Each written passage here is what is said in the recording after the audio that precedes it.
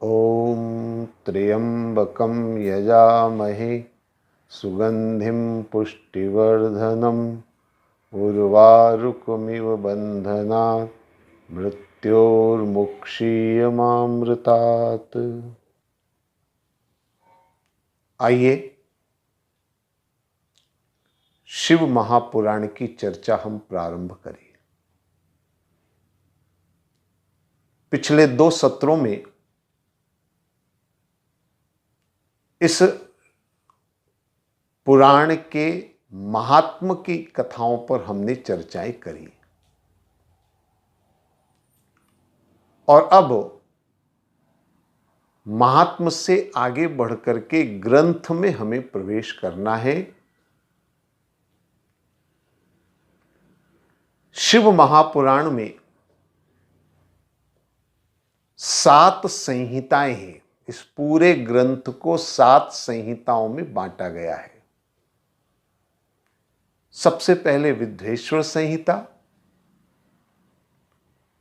रुद्र संहिता, शतरुद्र संहिता, कोटि रुद्र संहिता, उमा संहिता, कैलाश संहिता और वायु संहिता। इन 7 संहिताओं में इस ग्रंथ को रखा गया है। शिव महापुराण के अंतर्गत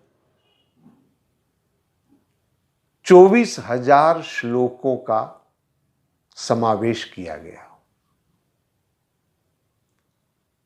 वैसे तो हमारे धर्म ग्रंथों के वर्णन के अनुसार नारायण के अवतार भी 24 माने गए हैं। भगवान दत्तात्रेय के गुरु भी 24 थे। बहुत सारी बातें हैं। मैं केवल अभी इतना सा निवेदन करूंगा, मनुष्य का जीवन समय के अधीन है और समय की गणना को अगर समझा जाए तो 24 घंटे में दिन और रात पूर्ण होते हैं। शिव महापुराण के 24,000 श्लोक 24 घंटे शिव का चिंतन मनन करने की प्रेरणा हमें प्रदान करते हैं। इस शिव महापुराण के महात्म के अंदर सबसे अंत में शिव महापुराण कैसे सुनना चाहिए, थोड़ा सा इसका भी जिक्र किया गया। शिव महापुराण में कैसे नहीं सुनना चाहिए और कैसे सुनना चाहिए, इन दोनों बातों को रखा गया। बहुत सारी बातें, मैं सारी बातें यहां नहीं बता पाऊंगा। और किस तरह से नहीं सुनना चाहिए, ऐसी नकारात्मक चर्चा को हम यहां नहीं करेंगे। बहुत सारी बातें उसमें लिखी हैं कि कथा सुनकर के किसी की निंदा नहीं करनी चाहिए, या अपवित्र होकर के नहीं सुननी चाहिए, या नशे के अंदर नहीं सुननी चाहिए, या कुछ खा करके मुंह में अगर कुछ खा रहे हैं तो उस स्थिति में नहीं सुननी चाहिए। बहुत सारी नकारात्मक बातें, लेकिन हम नकारात्मक बातों को छोड़े, सकारात्मक बातों को लें कि कैसे सुननी चाहिए। बहुत सीधी सी बात मैं आपसे निवेदन करूं, कैसे कथा सुननी चाहिए। एक छोटा सा उदाहरण मैं देता हुआ चलूंगा तो जल्दी बात आप समझ जाएंगे। मैं कहा करता हूं, सुनना कैसा होना चाहिए, तुलसीदास जी की तरह से। आपने सुना होगा तुलसीदास जी के जीवन के बारे में। तुलसीदास जी कोई राम भक्त नहीं थे, पत्नी भक्त थे। पत्नी मायके चली गई, रहा नहीं गया, अर्धरात्रि को भागे पत्नी के पास। आंधी और तूफान को चीरते हुए मुर्दे की सहायता से नदी को पार करके सर्प के सहारे अपनी पत्नी के पास पहुंचे और वहां पत्नी ने उन्हें कहा, लाजन लागत आपको दौड़े आयो साथ, और धिक धिक ऐसे प्रेम को कहा कहूं में नाथ। अस्ति चर्म मम देहमय तामे ऐसी प्रीत, ऐसी जो श्री राम में होतन तौ भव भीत। बस इतना सा तुलसीदास जी ने सुना और ऐसा सुना कि तुलसीदास जी का जीवन बदल गया, महान संत बन गए, संत शिरोमणि बन गए, रामचरितमानस की रचयिता बन गए। श्रवण ऐसा होना चाहिए, सुनना ऐसा होना चाहिए। बुद्ध ने केवल एक बार सुना मृत्यु के बारे में और वैराग्य हो गया। एक बहुत बड़े संत हुए, संत रज्जब, उनका विवाह हो रहा था, दूल्हा बन करके बारात लेकर के जा रहे थे। बीच रास्ते में एक फकीर ने आवाज लगाई, रज्जब ते गज्जब कियो सिर पर बांध्यो मोर, और पुरुष पुरातन छोड़कर चलियो जगत की ओर। और एक शब्द ये सुना और ऐसा सुना कि उसी समय घोड़ी को छोड़ करके, बारात को छोड़ करके उस संत गुरु के साथ चल पड़े। तो मेरे कहने का मतलब ये कि कैसे सुनना चाहिए, तो मैं ये कहूंगा पूर्ण तन्मयता से, तल्लीनता के साथ, पूरे मन से जब कथा सुनी जाती है तो कथा का पूर्ण लाभ मिलता है। शिव महापुराण जब प्रारंभ होता है तो प्रारंभ में एक जगह बड़ी अच्छी बात करी गई कि कथा को कहां सुनना चाहिए, किस स्थान पर सुनना चाहिए,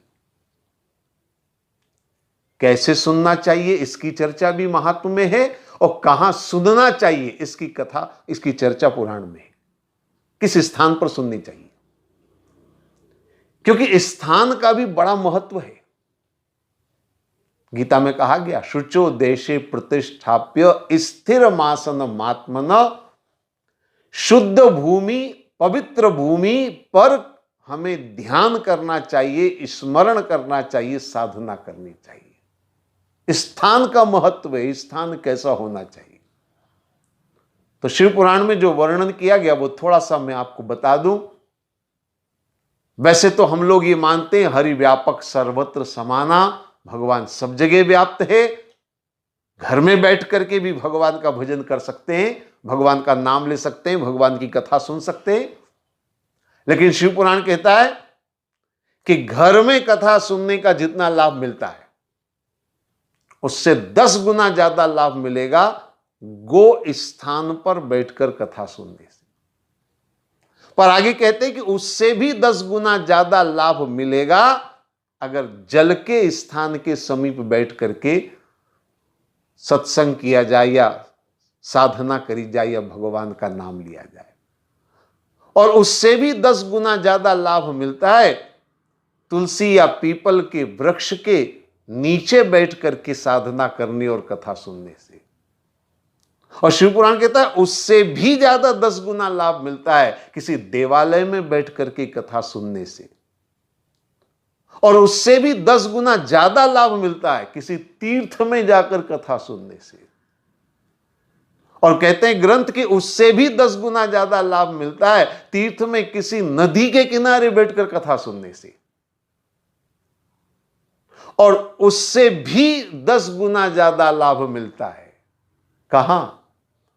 तो शिव पुराण कहता है सर्वस्मादिधिकम गेयम यत्र वा रोचते मनः, जहां आदमी का मन एकाग्र हो जाए वहां बैठकर सुननी चाहिए।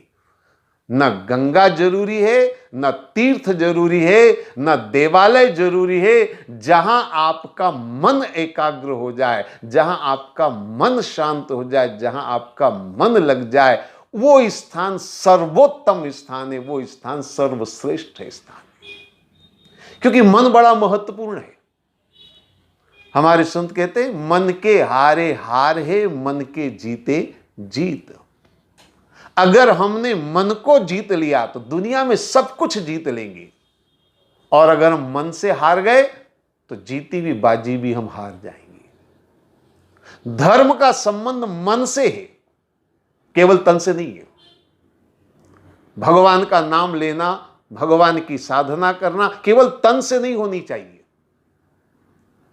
फिर कबीर जी की वो वाणी याद आती, माला तो कर में फिरे जीव फिरे मुखमाय, और मनवा तो चहुदिस फिरे यह तो सुमिरन नाय।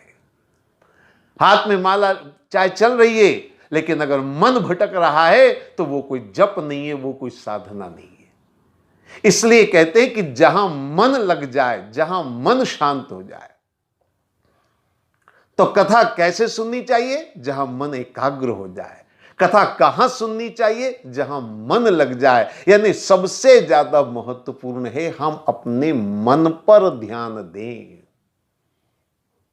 चाहे हम साधना करें, चाहे हम जप करें, चाहे हम पूजा करें, चाहे जिस देव की पूजा करें, चाहे जिस धर्म पंथ को आप माने, चाहे जिस पद्धति से आप पूजा करें, अर्चना करें, सबसे मुख्य है हमारा मन शांत होना चाहिए, हमारा मन एकाग्र होना चाहिए। आइए आज उसी मन को एकाग्र चित्त करते हुए हम शिव पुराण ग्रंथ के अंदर प्रवेश करें और शिव पुराण महापुराण की कथा प्रारंभ करें। सबसे पहली जो कथा है वो सबसे ज्यादा महत्वपूर्ण कथा है। आज उसी कथा को हम प्रारंभ करते हैं और कथा यह है कि एक बार ब्रह्मा जी पहुंचे भगवान विष्णु के पास। आपने सुना होगा शास्त्रों में भगवान विष्णु शेष शैया पर लेटे हुए, शेष शैया पर लेटे थे। ब्रह्मा जी पहुंचे, भगवान नारायण ने मुस्कुरा करके विराजने का, उचित स्थान पर बैठने का निवेदन किया। लेकिन फिर भी ब्रह्मा जी को पता नहीं बात कुछ चुभ गई। उन्हें लगा मैं इतना बुजुर्ग आदमी, मैं इतना बूढ़ा, और ये मेरे सामने लेटे हुए आराम से, इनको शिष्टाचार नहीं, इनको खड़े होकर मेरा अभिवादन करना, स्वागत करना, मेरे लिए खड़े होना चाहिए, ये आराम से लेटे। तो ब्रह्मा जी से रहा नहीं गया और ब्रह्मा जी ने उठाकर कह दिया कि आप को जरा भी व्यवहारिकता का ज्ञान नहीं। अरे मैं बुजुर्ग, पिता तुल्य तुम्हारे, मेरा सम्मान करना चाहिए खड़े होकर के, और वही लेटे लेटे मुस्कुरा रहे हो। ऐसा ब्रह्मा जी ने बहुत कुछ कह दिया। भगवान नारायण मुस्कुराए और मुस्कुराकर ब्रह्मा जी से बोले, महाराज लगता है आप भूल रहे हैं, और भूल इसलिए रहे हैं क्योंकि अब सफेद दाढ़ी बाल हैं तो शायद आपको भूल ना हो, स्वभाव बन गया है। आप याद करिए आपकी उत्पत्ति कहां से हुई। अरे आपकी उत्पत्ति मेरी नाभि कमल से हुई। आप बार बार कह रहे हैं कि मैं पिता तुल्य हूं, मैं पिता तुल्य हूं। अरे मेरे नाभि कमल से आप पैदा हुए तो बाप तो मैं हूं, पिता तो मैं हूं, तुम मेरे पुत्र हुए। दोनों का विवाद बढ़ गया। दोनों एक दूसरे को अपना बाप समझ रहे थे, अपना मतलब अपने आप को श्रेष्ठ समझ रहे थे। मैं श्रेष्ठ हूं, मैं श्रेष्ठ हूं, मैं ज्यादा श्रेष्ठ हूं। ब्रह्मा जी बोले मैं सृष्टि की रचना करता हूं, मैं श्रेष्ठ हूं। भगवान विष्णु बोले रचना करने से क्या होगा, मैं उसका पालन करता हूं, मैं ज्यादा श्रेष्ठ हूं। फिर दोनों की जो है वो तर्क अपनी अपनी जगह थे, दोनों का विवाद बढ़ गया। देवता घबराए और देवताओं ने भगवान शंकर से प्रार्थना करी। हालांकि जब ये बातें हम करते हैं धर्म ग्रंथों की, तो नई पीढ़ी के तर्कवादियों के मन में सवाल पैदा होता है, बुद्धिजीवियों के मन में सवाल पैदा होता है। इतनी छोटी सी बात पर ब्रह्मा और विष्णु आपस में लड़ पड़े, जिनको हम भगवान मानते हैं, त्रिदेव यानी कि आदि देव जिनको हम मानते हैं, वो जब इन छोटी छोटी बातों पर लड़ते हैं तो सामान्य जन, सामान्य व्यक्ति अगर जीवन में अगर किसी बात पर लड़ाई झगड़ा कर ले तो इसमें कौन सी आश्चर्य की बात है। भगवान लड़ते, सुनकर के हंसी आती, विचार आता मन में, प्रश्न खड़े होते मन में। और मैं आपको एक बात बता दूं, कि केवल यहीं पर ऐसा वर्णन नहीं किया गया है, अनेक ग्रंथों में इस तरह का वर्णन है। जब भगवान के साथ लड़े, असुरों के साथ लड़े, बात छोड़िए, भगवान के साथ लड़े, ऐसे बहुत सारे प्रमाण है शास्त्रों में। कृष्ण के चरित्र में वर्णन आता है, बाणासुर पर जब आक्रमण किया भगवान कृष्ण ने, तो बाणासुर की रक्षा करने के लिए भगवान शंकर युद्ध में उतरे और कृष्ण और शंकर में युद्ध हुआ। यहां विष्णु और ब्रह्मा में युद्ध हो रहा है। ऐसे और भी अनेक प्रमाण शास्त्रों में मिलेंगे। तो ये आखिर परमात्मा जिनको हम मानते हैं, भगवान जिनको हम कहते हैं, वो आपस में लड़ते झगड़ते सुनकर के बड़ा अचंभा होता है, मन में शंका पैदा होती है। और मैं आपसे एक निवेदन करूंगा, और मैं हमेशा निवेदन करता रहा हूं, हमारे धर्म ग्रंथों को बहुत गंभीरता से समझने की आवश्यकता है। केवल सुन और पढ़ लेने से काम नहीं चलेगा, इनको अच्छी तरह समझना होगा। अब ये परमात्मा की जो लड़ाई है, इसको लेकर मन में शंका होती है। मैं आपसे निवेदन करूं, ध्यान से मेरी बात को समझने का प्रयास करेंगे। ब्रह्मा की उत्पत्ति हुई कमल से।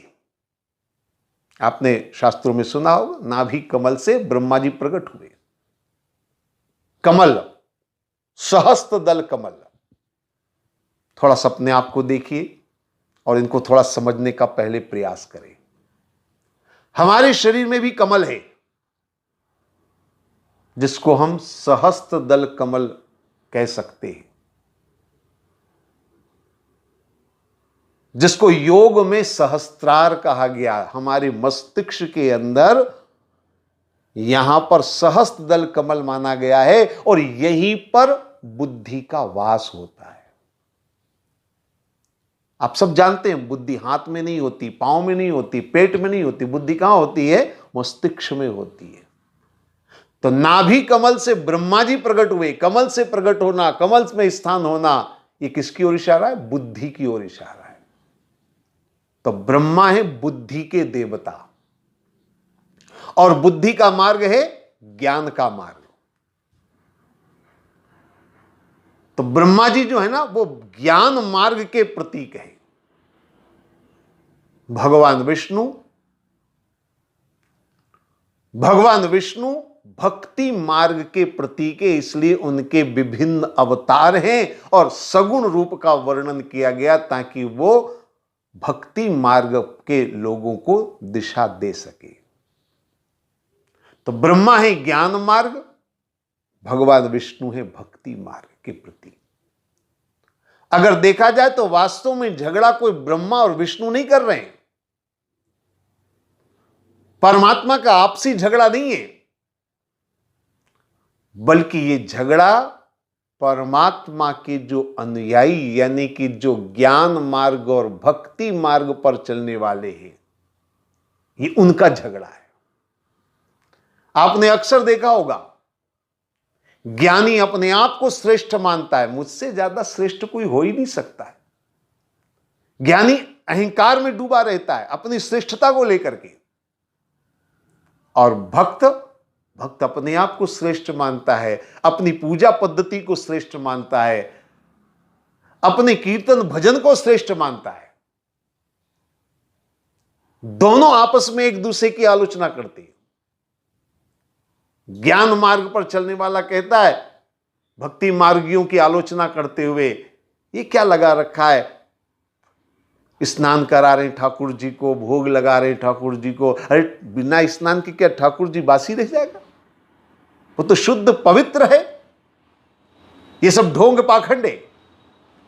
और भक्ति मार्गी ज्ञान मार्गियों की आलोचना करते हैं। जब वो ज्ञानियों को आंख बंद करके ध्यान लगाता हुआ देखते तो कहते हैं देखो आंख मूंद करके बैठा, नींद निकाल रहा है, पता नहीं क्या कर रहा है।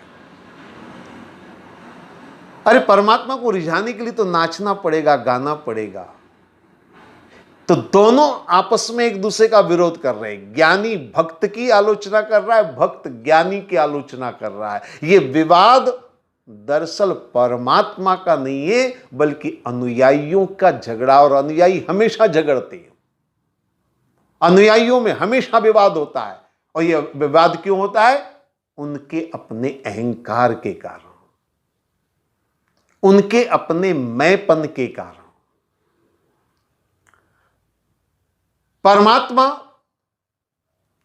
को हम तभी परमात्मा मानते हैं, इसीलिए परमात्मा मानते हैं क्योंकि वह मैंपन से ऊपर है, अहंकार रहित है।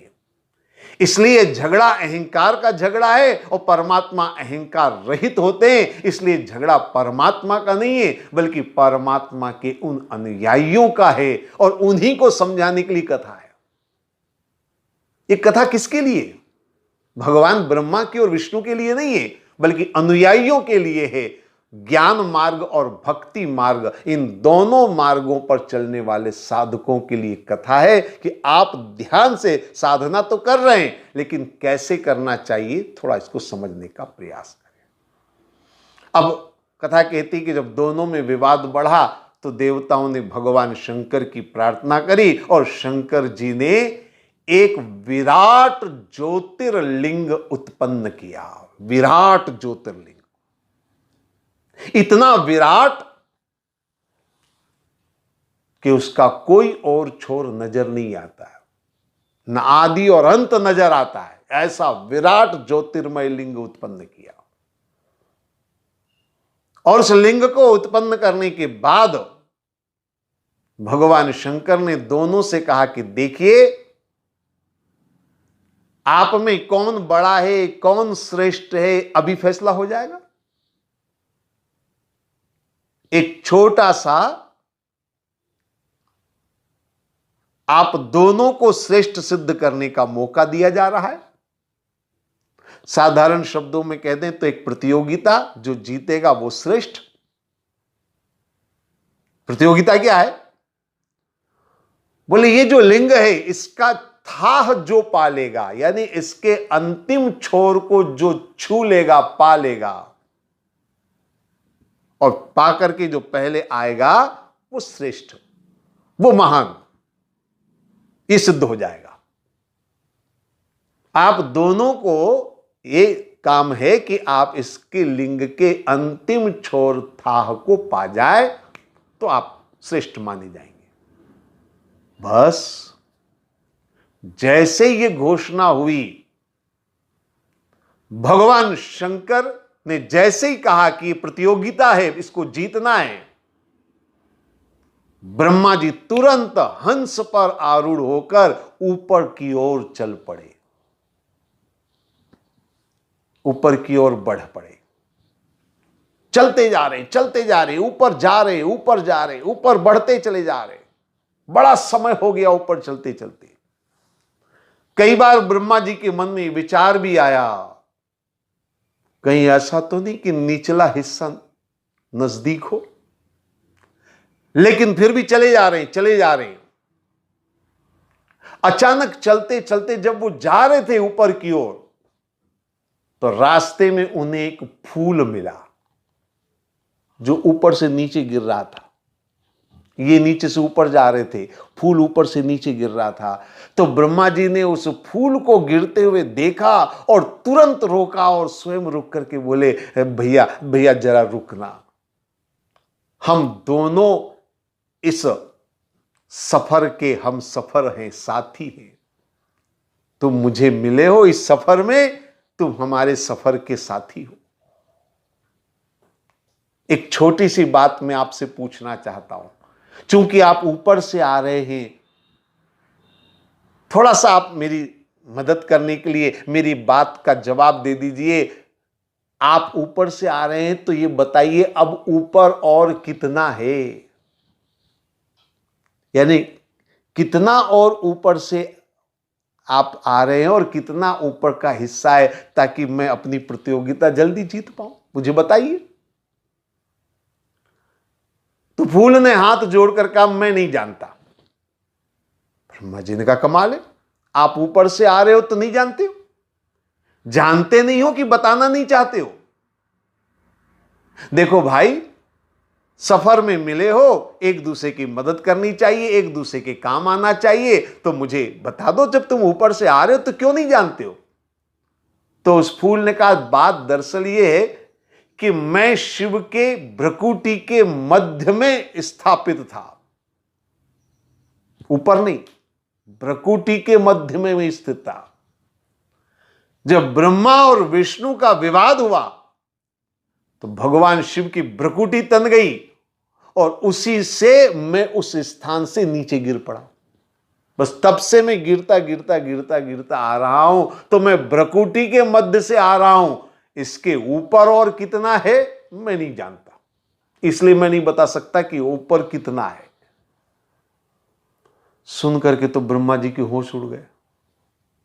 ब्रह्मा जी ने कहा, यह भ्रकुटी के मध्य से आ रहा है और तब से आ रहा है जब से ये नीचे से ऊपर आ रहे थे।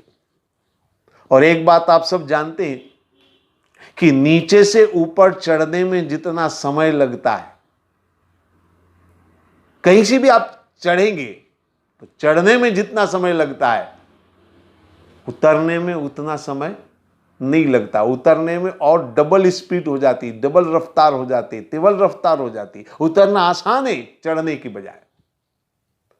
तो ब्रह्मा जी ने सोचा, इतना समय जितना मुझे अभी तक लगा है, इससे दुगना तिगना समय और लगाऊंगा तब मैं पहुंच पाऊंगा भ्रकुटी के मध्य में। यानी और ऊपर कितना मुझे जाना पड़ेगा, इसका मतलब है कि मैं था नहीं पा सकता, मैं इस छोर को, अंतिम छोर को नहीं छू सकता। अब क्या करूं मैं?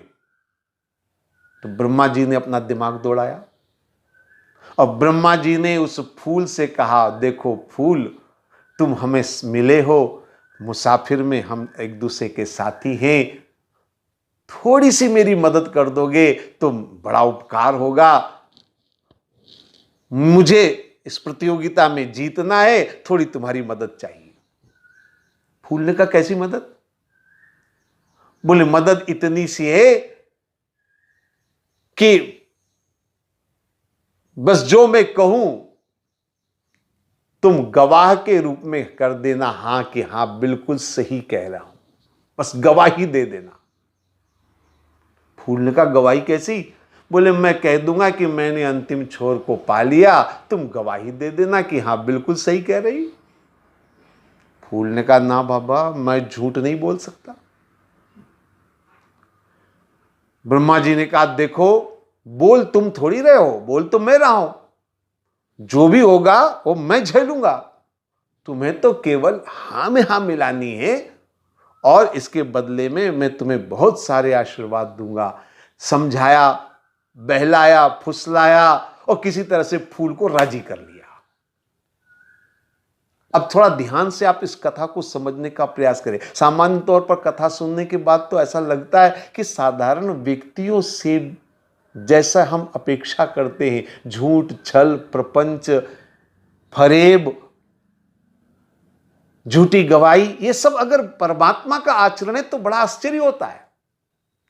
थोड़ा सा इसको समझने का प्रयास करें। मैंने अभी थोड़ी देर पहले कहा, ब्रह्मा है बुद्धि के देवता, और ये जो बुद्धि है ना, आप देखिए, दो तीन बातें ध्यान समझ लीजिए।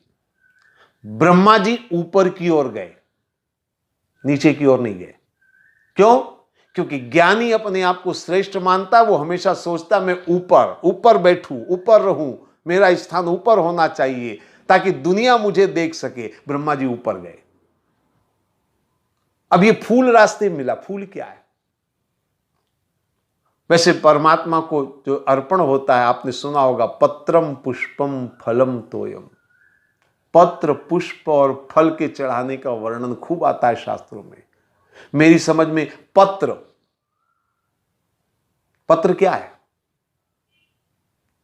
मेरी समझ में पत्र जो है ना, वो है कागज। पुराने जमाने में धर्म ग्रंथों को भोज पत्रों पर लिखा जाता था। तो पत्र तो है पन्ना, पत्ता। फूल है उस ग्रंथ का शब्द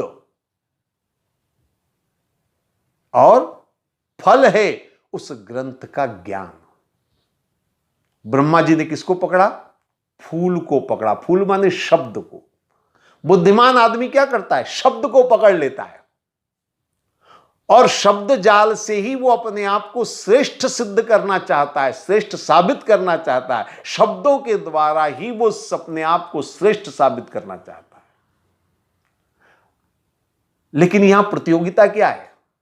लिंग का थाह पाना। लिंग माने कौन? मैंने शिव महापुराण प्रारंभ करते समय शिव स्वरूप की चर्चा करते हुए कहा था, शिवलिंग है निर्गुण निराकार आत्म स्वरूप। आत्म तत्व को जानने की यह प्रतियोगिता है। आत्म तत्व को जानना है। और याद रखिए, आत्म तत्व को शब्दों से नहीं जाना जा सकता है, उसका केवल अनुभव किया जा सकता है। लेकिन बुद्धिमान आदमी शब्दों के द्वारा आत्म तत्व को जानने का प्रयास करता है। झूठ फरेब के द्वारा अपने आप को श्रेष्ठ साबित करने का प्रयास करता है। यह बुद्धिमान आदमी की समस्या है। इसका परिणाम क्या हुआ? बातें बहुत सारी है, लेकिन आज समय इतना नहीं है। दूसरे सत्र में इस आगे की कथा को हम करने का प्रयास करेंगे। ओम सर्वे भवन्तु सुखिनः, सर्वे सन्तु निरामया, सर्वे भद्राणि पश्यन्तु, मा कश्चित् दुःख भाग् भवेत्। ओम शांति शांति शांति।